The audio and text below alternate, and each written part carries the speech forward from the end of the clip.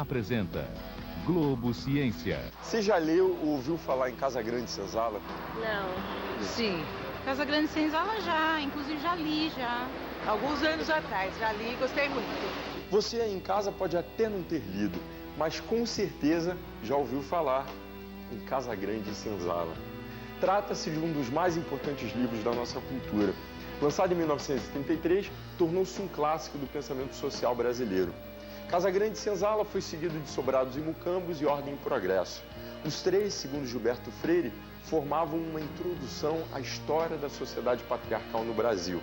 Você aí em casa deve estar se perguntando o que isso tem a ver com você.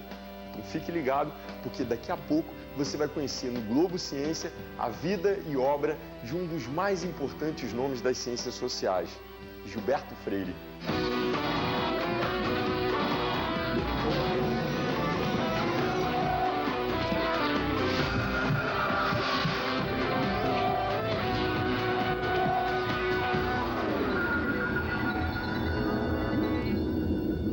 Para você, a mestiçagem no Brasil é uma vantagem ou uma desvantagem? Eu acho que é desvantagem, porque as pessoas falam que o preconceito não existe, mas existe sim. E eu acho desvantagem porque tem gente que tem muito preconceito, porque quer queira, quer não, existe muito preconceito. Nós somos um dos únicos povos no mundo que tem essa diversidade de miscigenação. Quanto mais tudo se mistura, mais interessante fica.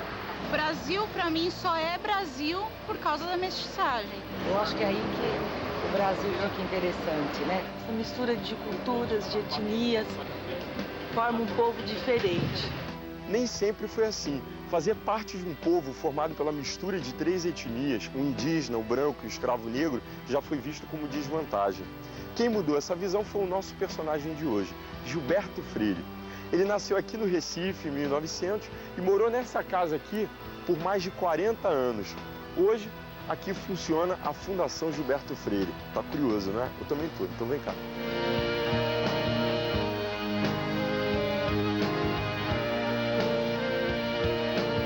Entramos na casa que pertenceu a Gilberto Freire e quem vai me receber é Sônia Maria Freire Pimentel, filha dele. Sônia, que espaço é esse aqui? Tudo bem? Bem-vindo, Alexandre. Aqui é a casa onde morou desde o casamento, em 1941, Gilberto Freire. E o casamento durou 46 anos, só se acabou quando a morte os separou. Aqui é a sala onde ele recebia os visitantes mais ilustres. Era um lugar mais... É como se chamava antigamente, a sala de visita. Hoje os espaços são pequenos, não se tem mais uma sala especial para as visitas. Era um ambiente mais formal. Mais formal. Quem foi Gilberto Freire, né? Me conta aí, como é que era o pai Gilberto Freire? Muito amoroso, muito cuidadoso. E eu acho que além de perder um pai, eu perdi um grande amigo, porque ele era muito amigo dos amigos, imagine, da filhinha querida. Que lindo aqui. Aqui era o quê? Não, seria para escrever se ele escrevesse mesmo. Ele escrevia assim, sentadinho, com uma tábua. Era assim que ele escrevia. Olha o detalhe, gente. A mesma foto, ele está na mesma posição que a foto aqui. Sônia, aqui tem um sítio ecológico. Sim. A gente pode conhecer? Pode, com toda certeza. Ele curtia muito esse sítio? Sim, ele andava aqui com um cajadozinho de cipó-pau. É uma madeira que vira como se fosse uma bengala. Mas ele andava rodando assim, porque ele dizia que era porque achasse alguma cobra, ele tinha como matar. Ele saiu daqui do Brasil e foi estudar numa universidade americana. Que curso que ele fez? Bom, primeiro ele saiu daqui do Brasil para fazer um curso para pastor batista. Pastor? Ele queria ser missionário na região amazônica. Mas ele lá ficou muito horrorizado da maneira como aqueles religiosos tratavam os negros americanos. Aí disse, isso não é coisa de cristão. Desistiu. E aí foi fazer ciências políticas. Qual foi a grande contribuição que seu pai deixou para a cultura do nosso país? Ele ensinou ao brasileiro a ter orgulho de si próprio. Eu acho que a autoestima do brasileiro foi a principal coisa que ele levantou. Obrigado pela entrevista, valeu pelo encontro. Passei maravilhoso boa aqui nesse sítio. Obrigado. Coisa boa.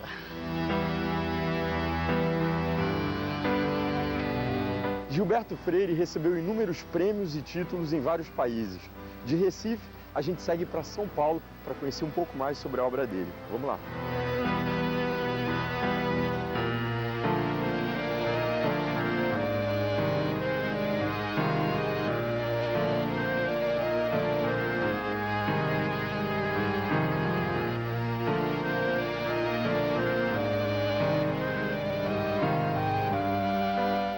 Eu vou começar com Gustavo Henrique Tuna. Ele é mestre em História Cultural pela Unicamp e doutorando em História Social pela Universidade de São Paulo, a USP. Qual a importância de Gilberto Freire para a cultura brasileira? Bom, a gente pode pontuar que a importância do Gilberto Freire para a cultura brasileira é o papel que ele concedeu à miscigenação no processo de formação da sociedade brasileira. Esse é um aspecto que aparece não só no Casagrande Senzala, que é a principal obra dele, publicada em 1933, como também no Sobrados e Mucambos, que é a obra posterior que dá continuidade ao Casagrande Senzala, que é de 1936, onde ele aparece com a figura do mulato. E a gente pode dizer que essa concepção que vigora em parte do Brasil de que o país é um país mulato, em grande parte isso foi concebido, essa ideia foi cunhada pela obra do Gilberto Freire. Casagrande Senzala foi considerada por muitos uma obra pornográfica. Por quê? Existem trechos do Casagrande Senzala, vários trechos, onde ele fala do grau de oferecimento que as índias tinham em relação ao português que chegava. Ele fala que os padres e os portugueses que aqui chegaram atolavam o pé em carne nua. Ele tem várias passagens onde esse erotismo está muito presente, né? E então, as negras? Qual era o comentário que ele fazia? O comentário que ele fazia em relação às negras era em relação às proporções dos corpos, em relação aos seios, às nádegas. Ele descrevia com muitos detalhes, no Casagrande Senzala e em outras obras, esses aspectos. Então isso fez com que, por exemplo, na época do Casagrande Senzala, contam que vários exemplares da obra dele foram queimados em praça pública. Vários escritores consideraram a obra como sendo obscena. Gilberto Freire veio de uma família rica e teve a oportunidade de estudar em universidades americanas. Até que ponto a posição privilegiada dele influiu nas teorias que ele criou? Eu acredito que o saudosismo em relação ao passado social, em relação ao passado escravocrata, colonial, esse saudosismo que a gente vê na obra dele, ele está relacionado a um pouco a história de vida dele, e está relacionado com a própria época em que o livro, no caso o Casagrande Senzala, é publicado, onde essas oligarquias agrárias elas estavam em decadência, em virtude do momento político dos anos 30. Então a obra dele ela acaba, digamos assim, funcionando como uma espécie de reabilitação dessa ordem agrária. Ele deixou seguidores? Eu não sei se a gente pode falar que ele deixou seguidores, assim, eu acho que ele talvez não tenha deixado uma escola fechada, ele não fez um pequeno clube, assim, mas a gente pode dizer que ele deixou alguns legados, assim, acho que os legados mais importantes, além da visão positiva da miscigenação, a gente pode dizer que é a ênfase na história do cotidiano, né? Acho que um dos trunfos dele foi ter atentado para o estudo da história miúda, o estudo da cultura material. Então ele investiu muito no estudo da culinária, da moda, né? Gustavo, muito obrigado pela entrevista, valeu pelo encontro. Obrigado. Pelas mãos de Gilberto Freire, o Brasil criou uma nova imagem de si próprio. Em vez de indolente, preguiçoso e degenerado, o povo brasileiro passou a se ver como resultado de uma fusão harmoniosa entre raças e culturas, uma democracia racial que o tornava um tipo superior. Depois do intervalo, você vai conhecer a polêmica provocada pelas teorias de Gilberto Freire e vai entender como as ciências sociais estão presentes no seu dia a dia. Não perca, não sai daí não, porque a gente volta já já. Revolucionário e progressista nos anos 30 e 40, conservador e reacionário a partir dos anos 60. Gilberto Freire, o nosso personagem do Globo Ciência de hoje, sempre foi uma figura polêmica. Nos anos 30, foi chamado pelos usineiros nordestinos de soviético, comunista. Em 64, foi chamado pelos intelectuais de um ideólogo informal da ditadura.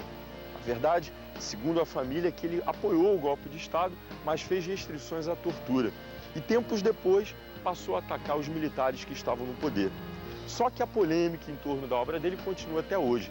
E a gente vai saber por quê aqui no Museu Nacional, na Quinta da Boa Vista. Estamos no Rio de Janeiro. Vem cá. Quem vai nos receber é o antropólogo Gilberto Velho. Ele é professor titular e decano do Departamento de Antropologia do Museu Nacional da Universidade Federal do Rio de Janeiro, doutor em Ciências Humanas e membro da Academia Brasileira de Ciências. Afinal de contas, professor, qual o ponto mais polêmico da obra de Gilberto Freire? Foram várias, na realidade. Uma polêmica fundamental foi a descrição e análise que ele faz da família patriarcal. E como é que ele descreve esse patriarcalismo? Como é que o patriarcalismo aparece na obra dele? Ele mostra como uma organização de família e parentesco complexa, com relações de poder, em que a figura do patriarca é uma figura chave, que exerce dominação, que exerce poder sobre as mulheres, as crianças e os escravos, principalmente. Obviamente, existe a partir daí uma outra questão fundamental com que ele lida, que é a questão da escravidão e das relações raciais. Mas há uma série de outros pontos. A questão da sexualidade é fundamental na obra de Gilberto Freire. Isso provocou muitas reações, inclusive da igreja, contra ele. Ele falou sobre assuntos, sobre temas que eram considerados na época assuntos excessivamente picantes. Ele criticou muito a elite brasileira, Gilberto Freire. Ele foi profundamente crítico dos abusos que a elite brasileira cometia, de uma série de costumes e hábitos que normalmente incomodariam a elite brasileira. Ele era um grande pesquisador, ele traz um material riquíssimo. Foi um dos maiores pesquisadores que já tivemos, talvez o maior. Ele escrevia muito bem, isso incomodava também as pessoas, ele era um grande escritor, a leitura dos livros dele é muito saborosa, é muito atraente, isso incomodava pessoas que não escreviam tão bem ou que tinham outra concepção do que devia ser ciência social.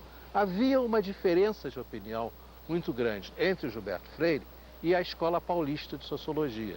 Ele exagerou ao afirmar que a mestiçagem no Brasil ajudou a corrigir as distorções sociais?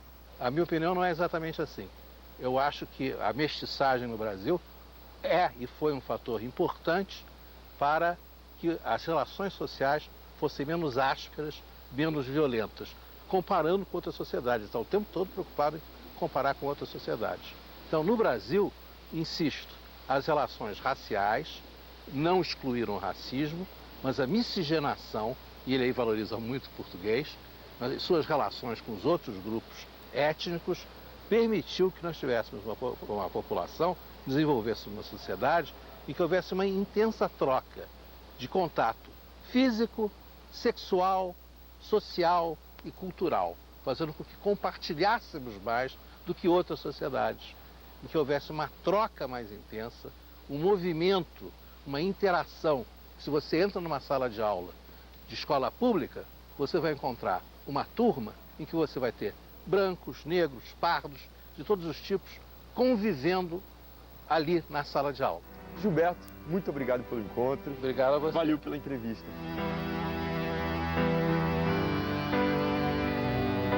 Como é que as ciências sociais explicam a sociedade brasileira, hein? O que mudou desde Gilberto Freire? Para saber as respostas, a gente vai para São Paulo.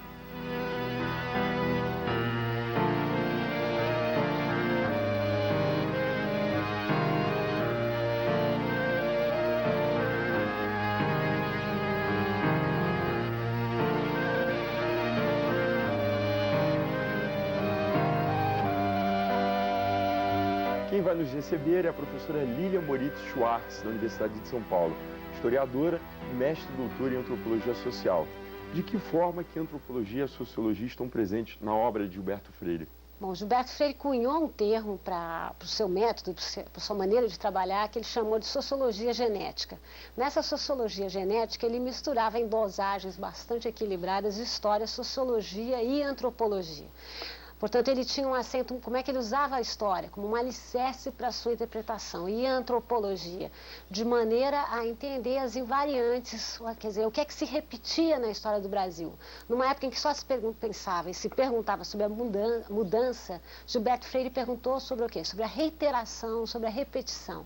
E a sociologia? A sociologia aparecia nesse amplo sistema que ele montava como um modelo para pensar o Brasil, que era o familismo, né, que era o modelo da Casa Grande Senzala e que ele analisava de maneira sociológica. Gilberto Freire explora, por conta do contato que ele teve com o culturalismo norte-americano, de Franz Boas, ele vai explorar um domínio totalmente novo para o Brasil, que era o da cultura material. Então ele vai explorar vestuário, objetos de vestuário, você pode, vestidos, leques, sapatos, o que se imaginar. Ele vai explorar arquitetura, vai explorar o mobiliário, vai utilizar álbuns de família, vai utilizar toda a sorte de diários, toda a sorte de elementos da privacidade, porque como o ângulo novo era tomar a intimidade, tomar a vida sexual do brasileiro, ele tinha que encontrar fontes novas. De Gilberto Freire para cá, o que mudou em relação à análise da sociedade brasileira? Foi que uma interpretação mais ligada à Escola de Sociologia Paulista, no final dos anos 50, anos 60 e 70, trabalhando com os dados do censo, mostrou como existiam dados evidentes de exclusão social. Existia, na verdade, um preconceito de ter preconceito no Brasil. Ou seja, um preconceito silencioso, assistemático e que era caudatário da escravidão. Ora, não se passa imune, né, não se passa impunemente pelo fato de ter sido o último país a abolir a escravidão. E novas teorias têm mostrado como a questão racial vem se reapresentando no momento presente. A gente sabe muito bem que no Brasil, o que é raça social? Voltando ao termo, as pessoas embranquecem quando enriquecem. Eu entrevistei uma pessoa no interior de Minas Gerais, essa pessoa negra, ficou mais velha, entrou no Rotary Club local, fumava cachimbo, a carapinha ficou mais branca e ele me respondeu: professora, quando eu era negro a minha situação era muito difícil. Mas você acha que o fato de um negro frequentar um clube sofisticado ou fumar cachimbo é uma forma simbólica de embranquecimento? Eu não acho, Alexandre, mas foi ele que disse para mim que ele virou, quando eu era negro a minha situação era difícil. Ou seja, o que a gente tem que trabalhar não é com a minha avaliação, é com a autodeclaração. Essa pessoa está dizendo o que para mim? Que ela está ficando mais branca.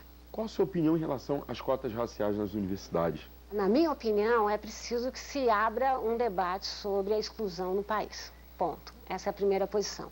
Dito isso, eu penso que cota pode ser uma estratégia, mas ela não é a única. Primeiro, estamos pensando só na ponta de cima, que é a universidade. Quando eu acho que é preciso pensar sim na universidade, mas é preciso pensar sim na ponta de baixo, na escola. O que a gente está fazendo? Como é que a gente está investindo na educação? Como é que nós estamos criando os elementos de autoafirmação, elementos que recuperem o elogio de uma população que foi durante muito tempo excluída da discussão? O que eu gosto em cotas é que cotas finalmente abre um processo de discussão no Brasil. O maior perigo para o racismo é o silenciamento, na minha opinião. É o silêncio absoluto. Porque se há silêncio, não há problema.